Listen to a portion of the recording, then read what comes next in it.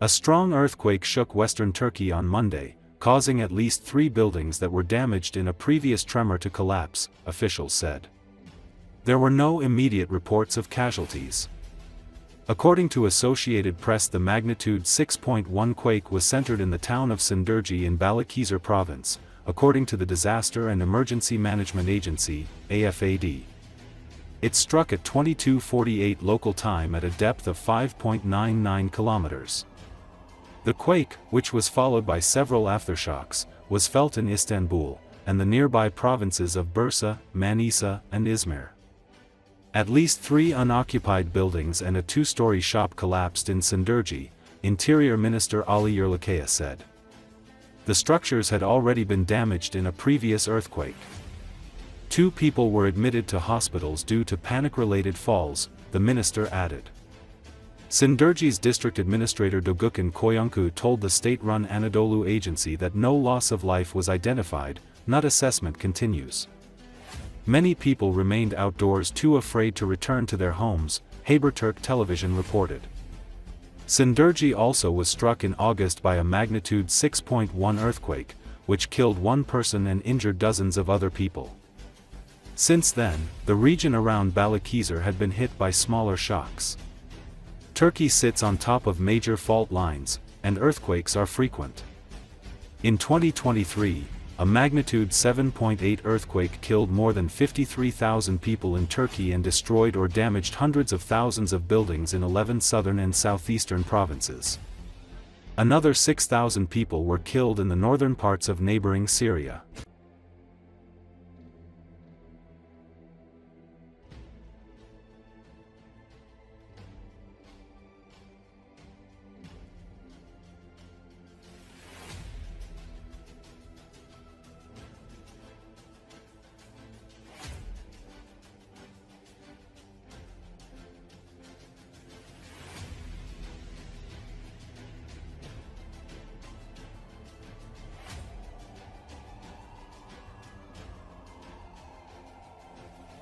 Deprem oldu bir anda. Eşimle mutfakta oturuyorduk.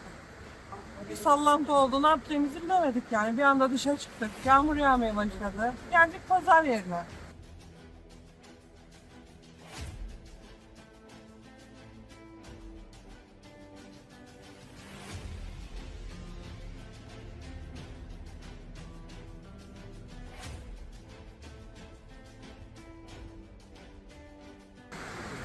Evlerden çıktık işte buradayız. Arabada yatıyoruz. Sen bir de yan ayaksın. Yanlaya çıktım giremedim bir daha. Öyle kaldık.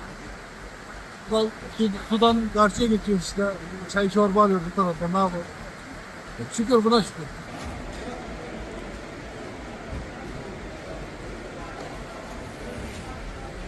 Birazcık.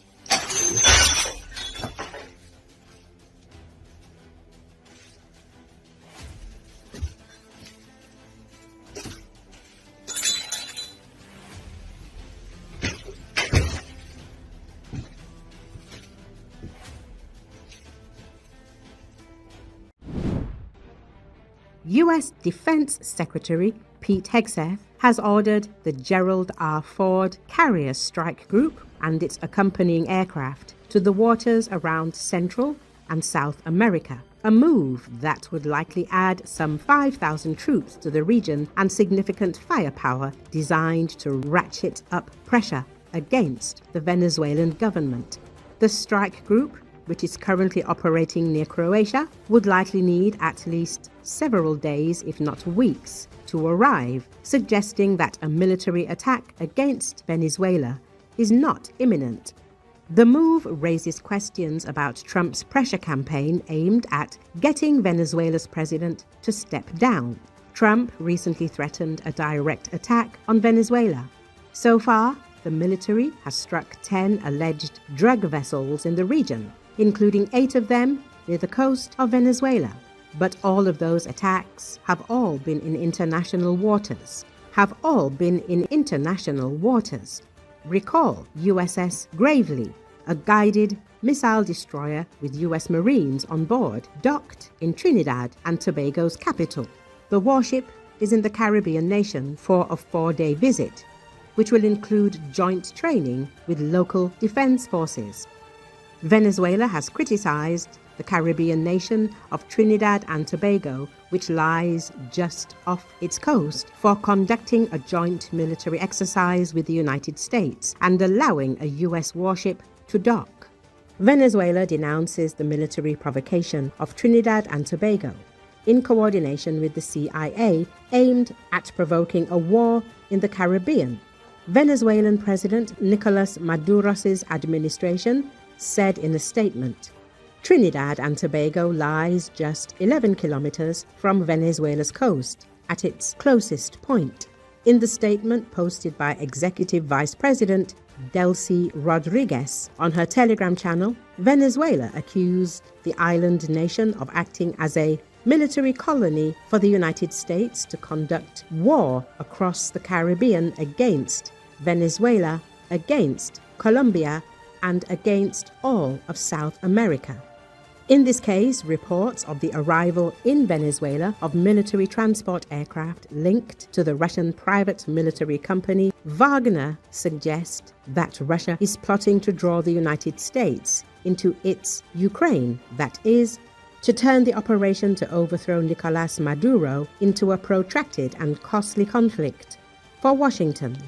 Analysts note that in principle, such a scenario appears entirely plausible. However, to implement it, Moscow would require close coordination with Beijing. However, if Russia, China, and Venezuela manage to establish the necessary coordination, the United States could sorely regret taking this step.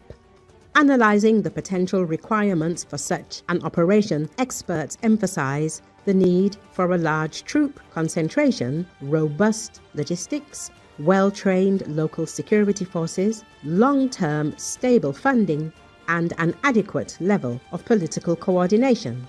Otherwise, a good plan could turn into an adventure with difficult-to-predict consequences. It's worth noting, however, that the US has so far hesitated to launch a ground operation, limiting itself to the destruction of a few fishing boats and issuing angry statements. It's possible that Washington is also unsure that an invasion of Venezuela will be swift and victorious, rather than turning into another Afghanistan for the US.